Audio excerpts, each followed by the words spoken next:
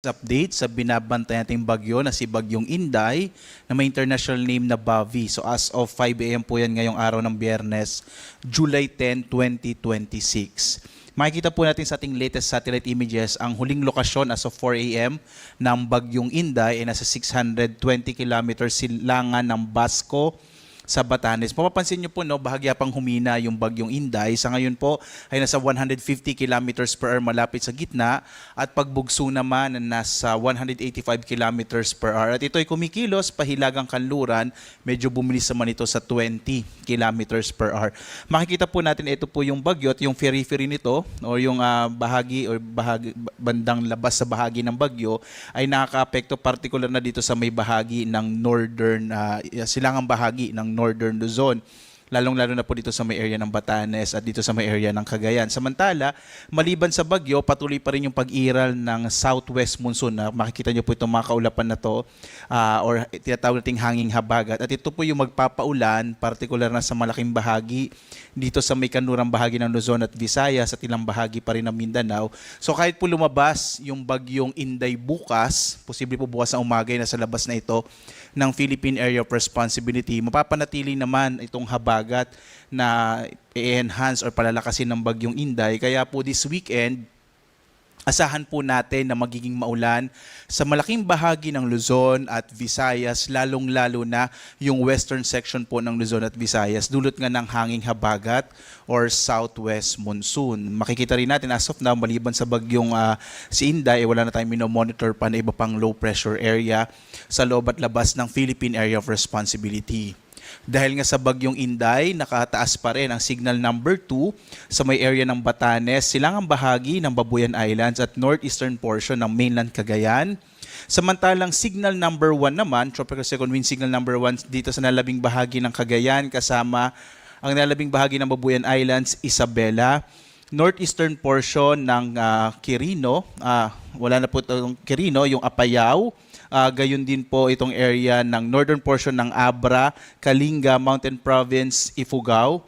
Gayon din po itong eastern portion po ng Ifugao at gayon din sa may Ilocos Norte. So sa mga lugar po kung saan naka-issue itong tropical cyclone wind signal number 2 at wind signal number 1, inaasahan pa rin natin yung mga pagbugso ng hangin at maging mga pag-ulan na dala ng Bagyong Inday. So mag-ingat po yung mga kababayan natin kung saan naka-issue, lalong-lalo na yung tropical cyclone wind signal number 2 dito po sa may area ng Batanes kung saan papalapit po itong Bagyong si Inday. Samantala, narito po yung latest track ng Bagyong Inday. Makikita po natin patuloy po itong kikilos pahilagang kanluran at after 24 hours, ito pong bagyo ay nasa 445 km northeast na ng Itbayat sa Batanes.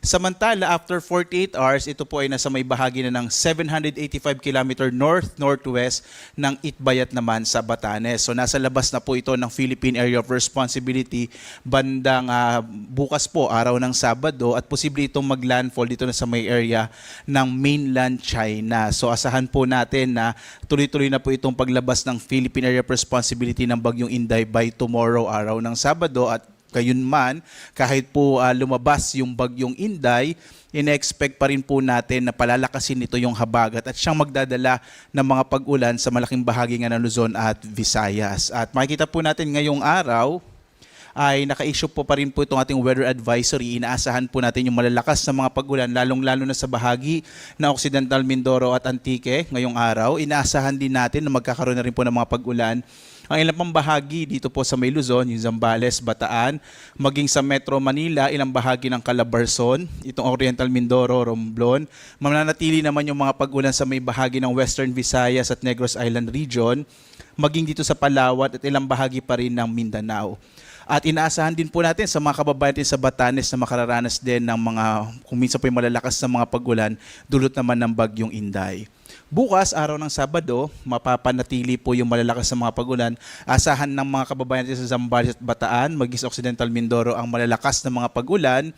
Samantala, magpapatuloy pa rin po yung hanggang kung minsan malalakas na mga pag-ulan sa Western Visayas, dito po sa Negros Occidental, sa Palawan, mag-ilang bahagi ng Mimaropa, ang malaking bahagi din po ng Calabarzon, kabilang din yung kabilang din po yung area po ng Metro Manila, Pampanga, Bulacan, Tarlac, Pangasinan, Benguet at La Union. So kahit po nasa labas na ng Philippine Area of Responsibility ang bagyong Inday, inaasahan pa rin natin na palalakasin ito yung habagat. Kaya po hanggang Linggo, inaasahan pa rin natin na magiging maulan dito sa may area ng Zambales, Bataan at Occidental Mindoro.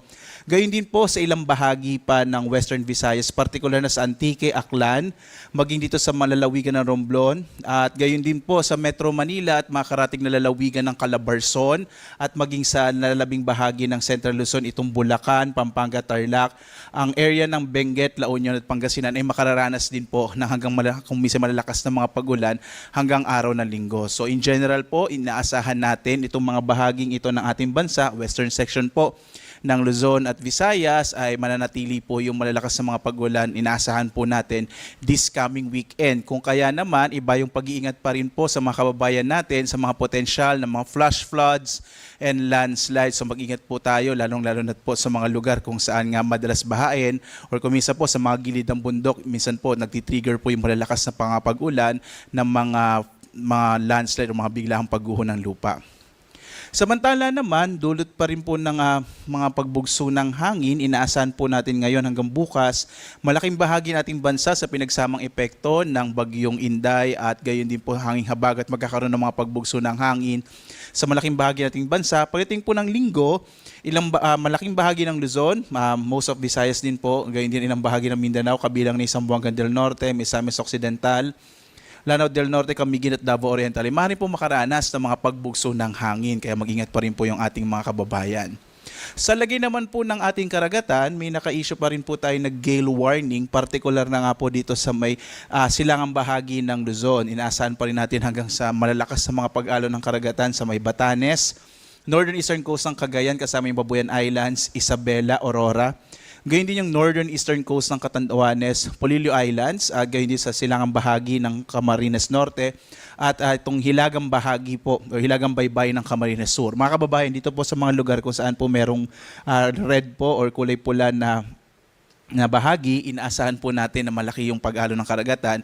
Kaya yung mga malilitas sa sakayang pandagat at maliliit na mga bangka ay wag muna pong pumalaot, or hindi rin naman po sila pinapayagang pumalaot ng ating mga otoridad dahil napakadelikado po, maaari pong maging mapanganib yung pagpalaot sa bahaging ito ng ating bansa.